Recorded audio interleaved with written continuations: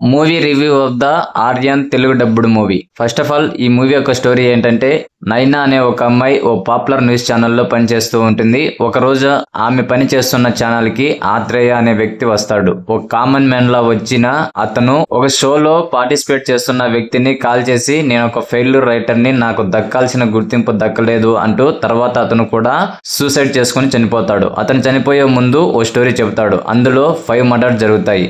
ఆ మర్డర్ చేసిన వ్యక్తి చనిపోయిన వ్యక్తి అని చెబుతాడు.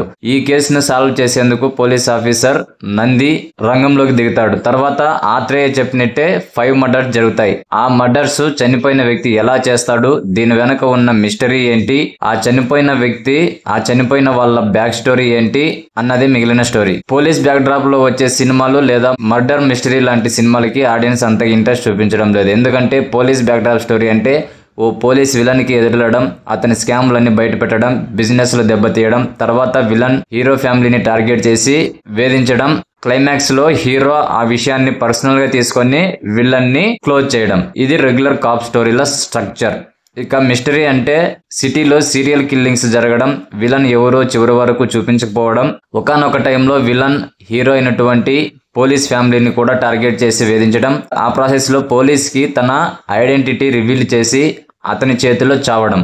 ఇది మరో స్ట్రక్చర్. అందుకే ఇవి రెండు రెగ్యులర్ ఫార్మాట్లు అయిపోయాయి. అయితే ఆర్యన్ కి ఉన్న డిఫరెంట్ ఏంటంటే, చనిపోయిన వ్యక్తి మర్డర్ లో చేస్తుండడం. ఇదే డిఫరెంట్ పాయింట్. దీని చుట్టూనే డైరెక్టర్ స్టోరీ మొత్తం రాసుకున్నాడు. ఫస్ట్ హాఫ్ ఇంట్రెస్టింగ్ గానే ఉంటుంది, కానీ సెకండ్ హాఫ్ అయితే చాలా స్లోగా ఉంటుంది. క్లైమాక్స్ కి వచ్చేసరికి ట్విస్టులన్నీ ముందే గెస్ చేసే విధంగా ఉంటాయి. దీంతో థ్రిల్లింగ్ ఫ్యాక్టర్ అనేది మిస్ అయింది. క్లైమాక్స్ చాలా సింపుల్ గా అయితే క్లోజ్ అవుతుంది. అయితే టెక్నికల్ గా మాత్రం ఆర్యన్ నెక్స్ట్ లెవెల్లో ఉందని చెప్తాను. ముఖ్యంగా cinematography and night back drop లో వచ్చే విజువల్స్ చాలా నేచురల్ గా ఉన్నాయి. యాక్షన్ సీన్స్ లో కూడా సినిమాటోగ్రాఫర్ టాలెంట్ చూపించాడు. డైరెక్టర్ సెకండ్ హాఫ్ పై ఇంకా ఫోకస్ పెట్టాల్సి ఉండే, కనీసం క్లైమాక్స్ నైనా కొంచెం ఇంట్రెస్టింగ్ గా డిజైన్ చేసి ఉంటే రిజల్ట్ అనేది ఇంకా బాగుండేదేమో. జిబ్రాన్ బ్యాక్గ్రౌండ్ స్కోర్ అయితే చాలా బాగుంది, దానికి పేరు పెట్టాల్సిన అవసరం లేదు. యాక్టింగ్ విషయానికి వస్తే విష్ణు విశాల్ ఎప్పటిలాగే కష్టపడి చేశాడు. లుక్స్ విషయంలో అతను తీసుకున్న కేర్ అయితే చాలా బాగుంది. పోలీస్ ఆఫీసర్ రోల్ కి అతని కట్అవుట్ చాలా బాగా సరిపోయింది. యాక్షన్ సీన్స్ లో కూడా బాగా చేశాడు. శ్రద్ధా శ్రీనాథ్ క్యారెక్టర్ కూడా చాలా ఇంట్రెస్టింగ్ గానే ఉంది. ఆమె కూడా తన మార్క్ పర్ఫార్మెన్స్ తో ఇంప్రెస్ అయితే చేసింది.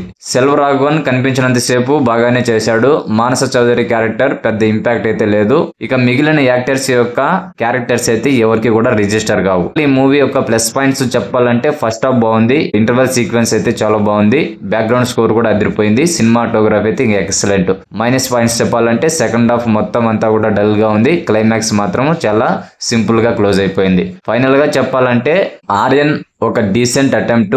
ఒక్కసారి టైం పాస్ కోసం అయితే తప్పకుండా ట్రై చేయొచ్చు. మూవీ అప్డేట్స్ మరియు రివ్యూస్ కోసం మన ఛానల్ ని తప్పకుండా సబ్స్క్రైబ్ చేసుకోండి. Thank you to all.